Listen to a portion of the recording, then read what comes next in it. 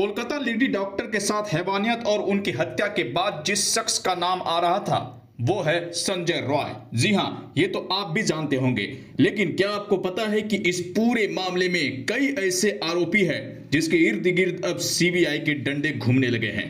जी हां, सबको पता है कि संजय रॉय ने ही इस लेडी डॉक्टर को मारा और उसके साथ जो कुछ भी हुआ ये पूरी दुनिया जान रही है।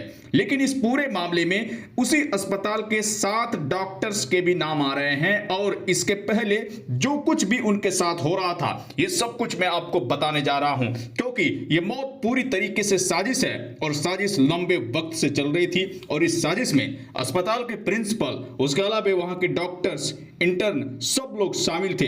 अस्पताल के खिलाफ कई ऐसे सबूत हाथ लग चुके हैं जो अब आपके भी होश उड़ा देंगे। दोस्तों, ये बात पहले से तय था कि इनकी हत्या को आत्महत्या की शक्ल दे दी जाए और इस पूरे मामले में अस्पताल कामयाब होता हुआ दिख रहा था, लेकिन मीडिया का प्रेशर और उनके परिवार की जागरूकता ने यह सब कुछ बेनकाब कर दिया और उनकी हत्या की साजिश भी सामने आ गई। चलिए मैं आज आपको दिखाता हूं कि किस तरीके से इनकी हत्या को आत्महत्या की शक्ल देने की कोशिश की गई और इस पूरे मामले में अब अस्पताल के ही डॉक्टर पूरी तरीके से घिर चुके हैं। जी हां, उनकी मौत के बाद उनके परिवार को सबसे पहले इस बात की सूचना दी गई कि उनकी बेटी बीमार है और तुरंत बाद यह कहा गया कि बेटी ने आत्महत्या कर लिया है। यानी क्लियर है कि एक मौत को आत्महत्या साबित करने की शुरुआती कोशिश उनके परिवार के साथ की गई, जबकि पूरा अस्पताल पहली नजर में ही देख के कह रहा था कि आत्महत्या नहीं बल्कि हत्या है। पोस्टमार्टम रिपोर्ट के बाद जो कुछ भी सामने आया ये सब कुछ आपको पता है कि किस बेरहम तरीके से इन्हें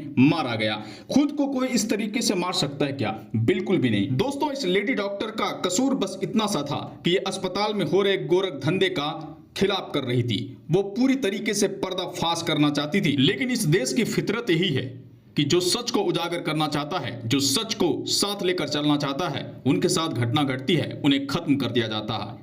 यही हुआ लेडी डॉक्टर के साथ। लेकिन दोस्तों, मैं आपको बताऊंगा कि किस तरीके से इस पूरे मामले में 7 डॉक्टर्स के भी नाम सामने आ रहे हैं। एक सामाजिक कार्यकर्ता ने जो मुद्दा उठाया, जो सबूत रखा, उस पर सबको हैरानी हो रही है और विश्वास भी हो रहा है, क्योंकि वो सामाजिक कार्यकर्ता सबूत के साथ सामने आ रही है, कॉल रिकॉर्डिंग के साथ सामने आ रही है और तमाम जो दलील है वो रख रही है। इसके बाद बताया जा रहा है कि सीबीआई भी उनको आमंत्रित करेगी और सीबीआई उनसे कई ऐसे सबूत लेगी जिसके जरिए असली कातिलों तक पहुंचा जा सके। दोस्तों, इस वारदात में सबसे बड़ी बात यह है कि लेडी डॉक्टर की मौत के बाद उनका अंतिम संस्कार किया गया, तब तक रिपोर्ट दर्ज नहीं कराया गया। जी हां, एफआईआर दर्ज नहीं कराया गया। अगर एफआईआर दर्ज होता तो जांच पड़ताल होती, सील कर दिया जाता, सबूत रह जाते। इसलिए उनका अंतिम संस्कार करने के बाद एफआईआर दर्ज कराया गया। जी हां, एफआईआर अस्पताल की तरफ से नहीं बल्कि उनके परिवार की तरफ से कराया गया। आप देखिए इस पूरे मामले में कितना खतरनाक साजिश है।